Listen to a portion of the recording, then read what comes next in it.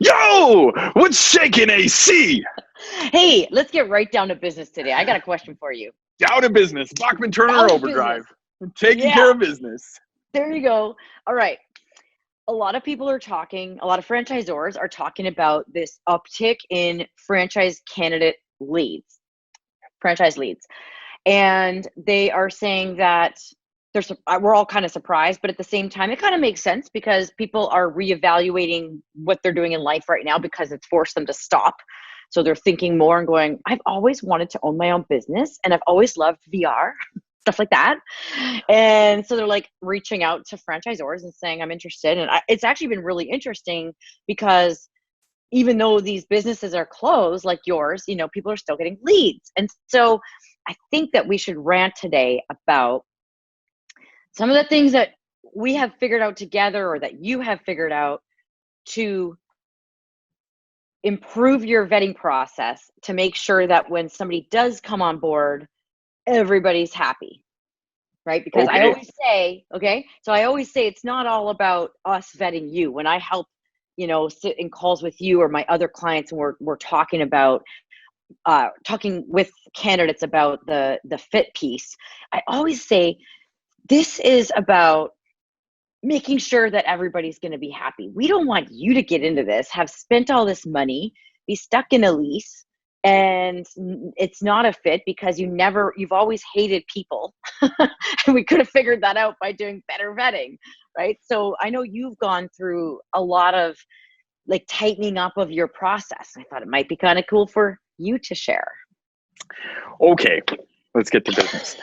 This looks serious. This is so serious. So I need to make a distinction that there's a difference between the soft vetting and the hard vetting that you do. The soft vetting, sort of meeting with them, going out for a drink, understanding what they like to do for fun, getting to know their personality, different than the technical vetting. I don't want to talk about the other stuff right now. Let's talk about this. Oh, okay. Let's go to the technical. All right. Let's go to it. So we do 4 things in particular, okay? 4 steps, 4 kind of pillars. This is how we vet our franchisees. The first one is we do like a behavioral test, okay? We do it with Zoracle. We're really happy with Zoracle. Thank you for the recommendation, AC. Yeah, baby. And we get kind of a gauge of their compatibility and their competency. Mm-hmm. No, Okay? wait.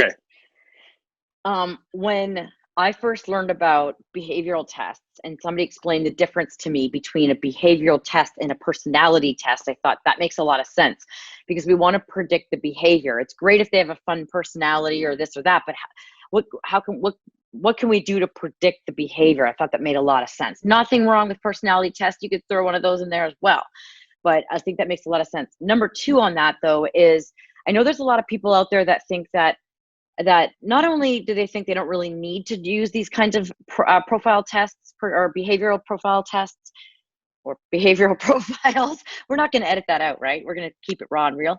I don't edit anything. Okay, so there's a lot of people that say we don't know if we need it, but there's even people that say we don't want to do that because it can produce a false positive. And so maybe you could just quickly speak to that. Yeah. Okay. Listen, if you're vetting people or if you're doing anything, even non-franchise related, and you're just using one source of data, one experiment, one test, you can get false positives, false negatives, decision bias, like data mining. It's like, it's so not prudent to do it that way. You need to do a bunch of things, multiple different things, and look at it like a human, like use your head, because you're going to get different results and you have to kind of do an analysis to see what the actual truth is here. Yeah. And I think if you find something, like if there's a false positive, then, all these other things are hopefully going to pick that up. Mm-hmm. That's Exactly. the hope. And then there's the gut as well. Like, I think that's what you're saying about using your head and being a human. Maybe it's also use your gut a little bit. Like you're going to combine that with all these other things. Okay. Ready to go. Okay. Number 2. Okay. Number 2 is an aptitude test where we just simply ask them questions that we want to know if they know. Do you know what a profit and loss statement is? Do you know what a balance sheet is? Do you eat spicy food? Just certain things that we want to know. For the very least, at the very least, we understand them more, but we can also apply this maybe to different things that we have to focus on teaching them. Mm-hmm. Doesn't mean just because they like spicy foods, you don't like them, but it's just, it brings up different conversations for you to have. And then, like you said, be aware of what you're gonna have to focus more training on. And I've seen that often with franchisors where they're like, this person, they don't have much in the business experience category, but they seem coachable. You know, they've got a track record of good learning and whatever, and they're just so passionate and driven, and they love the community. Let's go for it. For shizzle. Right? You've got to do that. Right. Okay. Number 3. Okay. Number 3 is the Angela Cote trademarked franchisee DNA analysis, where we take your 10 factors of what makes a good franchisee, and we try to pull them out of them, right? So we ask them, give us an example of how you are community oriented. Give us an example of when you've been a leader. Give us an example of that grit and moxie that you need to have. So do you like just take like a strip of paper or do like a swab to get their DNA, or like is this an actual like is this like a Google form or an online test? Yes, it's a Google form. Okay, and so I have to respond to that. Yeah, here, go pee in this jar, and when you come back, we'll let you know if you can be a franchisee or not. Now, imagine. Yeah, that'd be really weird. Now, again, if they come back and they say on the test, it's something like, give us examples of ways that you're involved in the community. And they say, well, I coached my son's baseball team 8 years ago. Would that maybe like be an example? Yeah, it's how long ago it was, it's how frequent it was to which degree they were involved in the community, because what you want to do is kind of what you guys used to do at M&M's, right?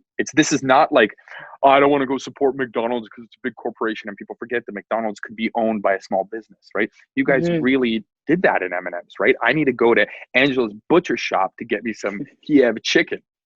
Right. That's right. And yeah, actually when I was in the field and I used to go around and visiting stores, I would specifically go to my way to make sure that the staff understood what it meant to be a franchise. I'm like, that person that's your boss, you understand, like they own the store, right? Like, I mean, you gotta be careful with that ownership term, but anyway, but like own the franchise location, and so to help customers understand that they're supporting a local business will help you increase the loyalty of your customers. So I would teach people that. They're like, oh yeah, we hadn't thought of that. Like it's a bit of a differentiator for that local business competing against others out there.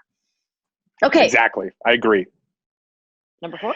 Number 4 is a performance examination to see what their performance habits are like. Is this going to be somebody who's an overachiever, somebody who's an underachiever, somebody who's just an achiever, whatever it's called? So we kind of understand where we need to coach them, whether they fit. And like I said, we compare this with everything else. So that is our 4 pillars of awesome. Awesome. Cool. So there's the technical hard vetting, and then there's the soft skills vetting and the going out for dinners and things like that, and trying to think, would I like to have this person in my home for dinner? That's what my dad always used to say in terms of like the softer side. He'd say, now you got to imagine, would you mind, like, imagine you had to spend a weekend with that person. And if the answer is no, smoking a brisket. Then smoking a brisket, drinking scotch. That's my dad for you. Yeah, exactly. So there you go. He was always called the Baron of barbecuing. So, okay. So we got the four tests. Let's just quickly review them. Let me see if I got this. We got the behavioral, the Zoracle or whatever company you're using. There's the behavioral, the aptitude, the DNA, and then the performance test at the end there. So, and these are all done through online forms and super automated and just easy for you guys to deploy. And very quickly, who pays for that profile with Oracle? Got 30 seconds because I got to go get some wine. The prospect does. They got to put skin in the game. They got to show that they got to put their money where their mouth is, right? Exactly. Okay. It's happy hour. I got to go. Ready for this? The countdown. Yep. 3, 2, 1. Go be awesome.